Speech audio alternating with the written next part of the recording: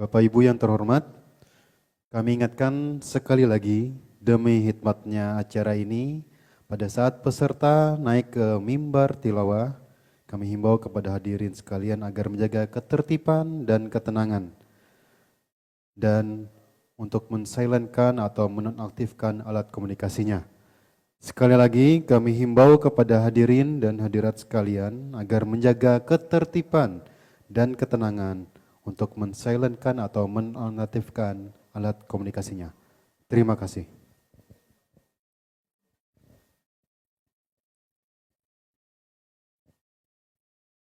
Kami panggil Regu Putri, cabang Syarhil Quran dengan nomor peserta S105 untuk menuju mimbar. Regu Putri dengan nomor peserta S105 akan membawakan syarahan dengan judul Menampilkan Islam yang Rahmatan lil Alamin.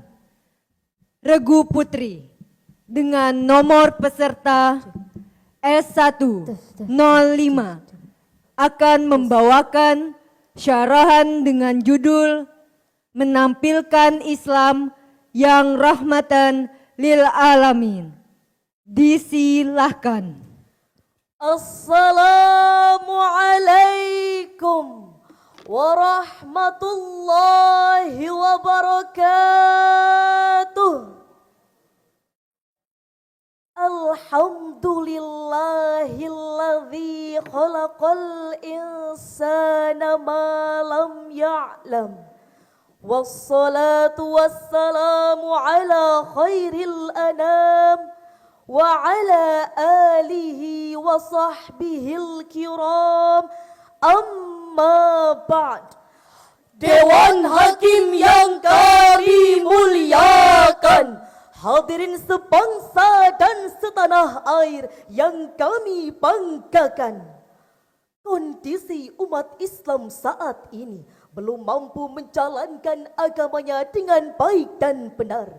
Ajaran Islam menghendaki hidup yang rapi, bersih dan teratur. Namun kenyataannya hadirin, negara yang penduduknya mayoritas Muslim adalah negara yang tidak tertata rapi dan tidak teratur.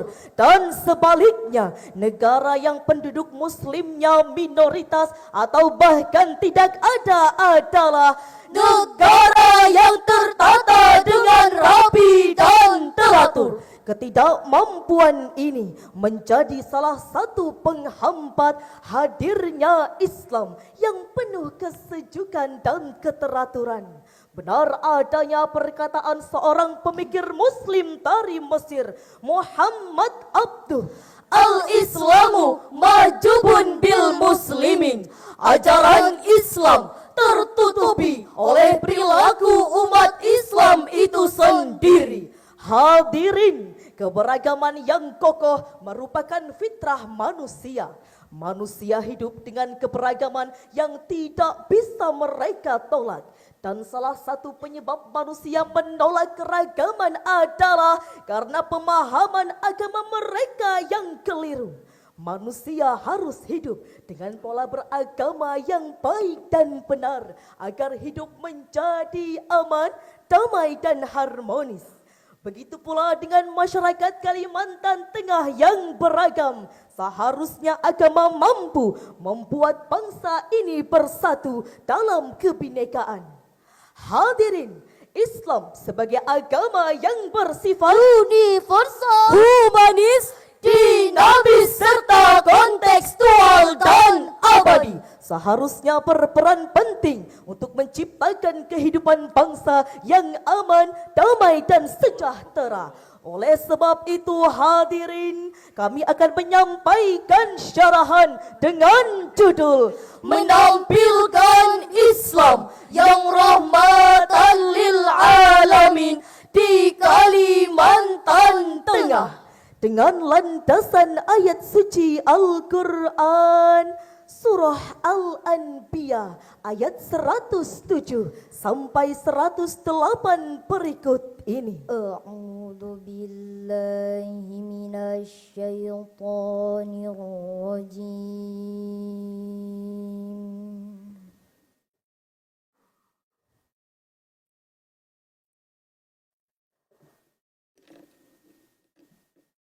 Bismillahirrahmanirrahim.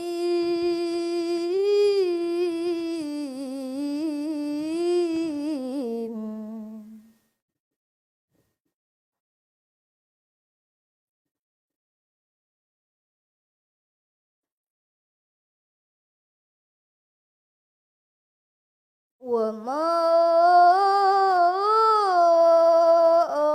arsalnaka illa rahmatan lil alamin.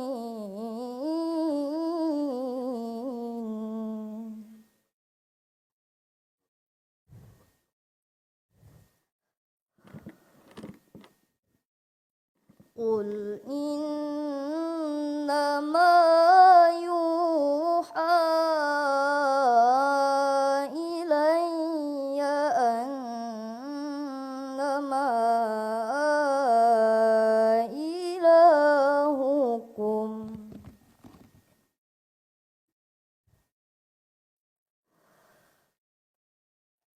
yuha ilayya annama ilahukum ilahu wahid.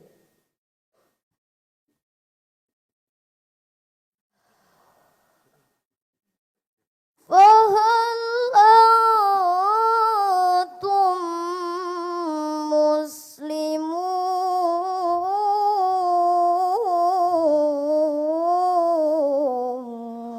Hamba berlindung di bawah kekuasaan-Mu ya Allah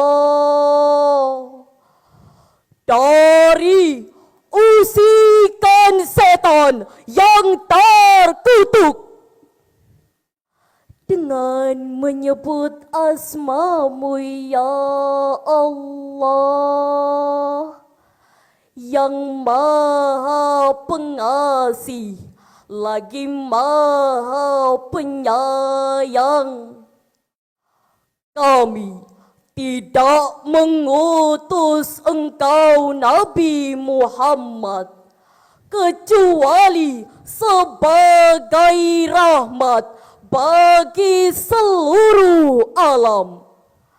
Katakanlah Nabi Muhammad, sesungguhnya yang diwahyukan kepadaku hanyalah ketetapan bahwa Tuhanmu adalah Tuhan yang Maha Esa.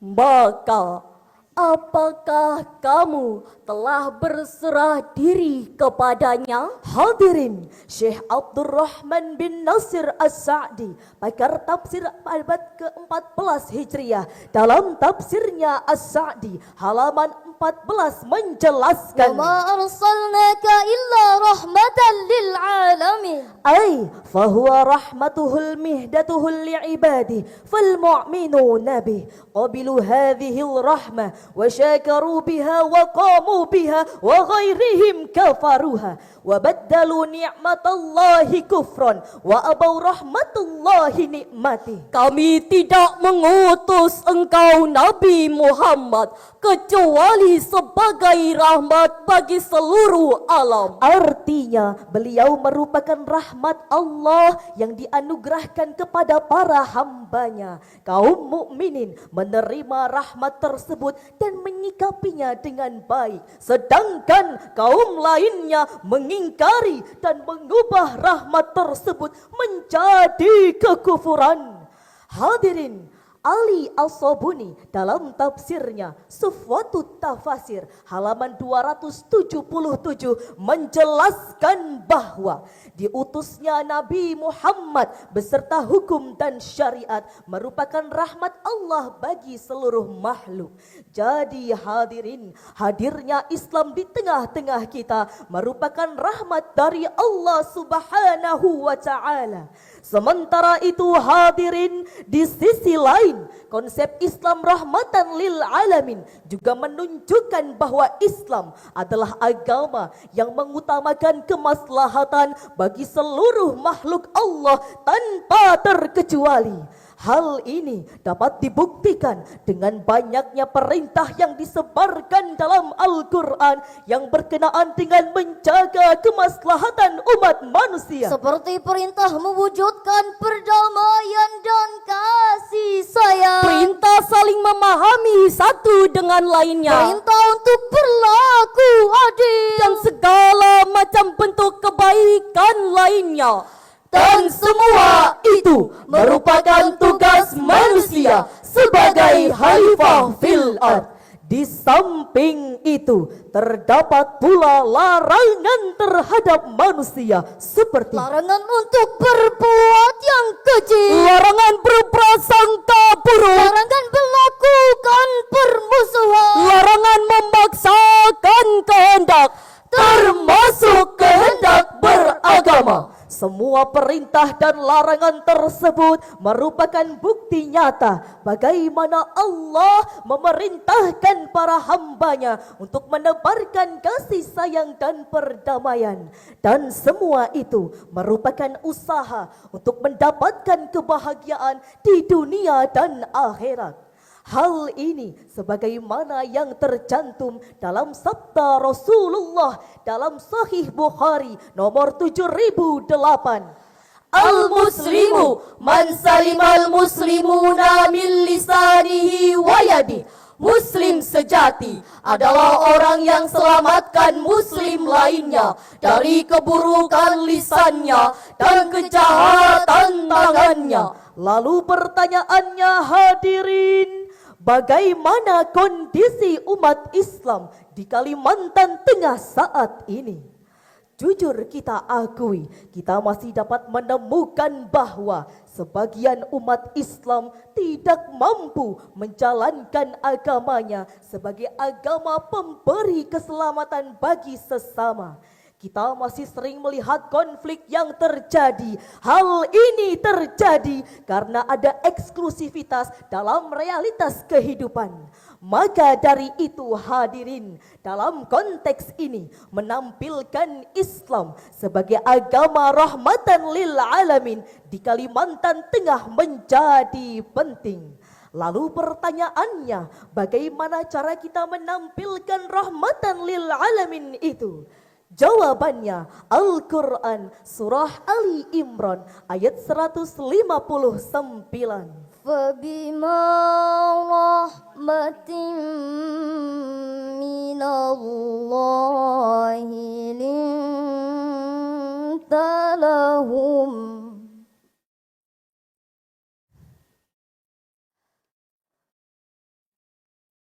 ولو كنت فظا غليظ القلب لانفضوا من حولك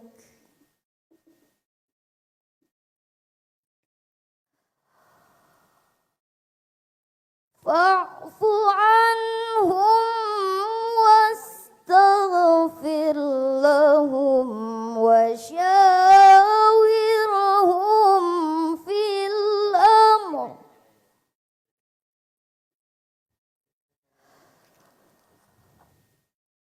فإذا عزمت فتوكل على الله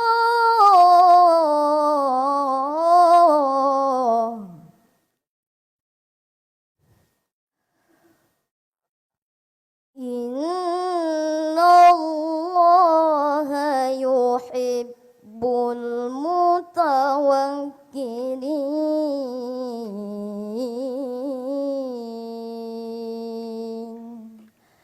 Sadaqallahul azim.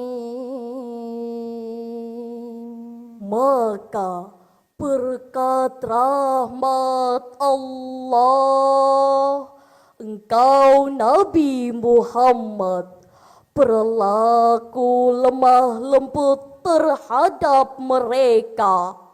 Seandainya engkau bersikap keras dan berhati kasar, tentulah mereka akan menjauh dari sekitarmu.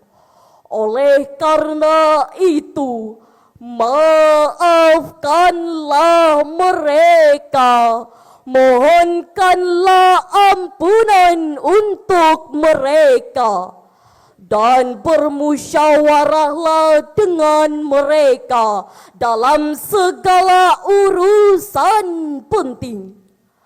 Kemudian apabila engkau telah membulatkan tekad, bertawakallah kepada Allah.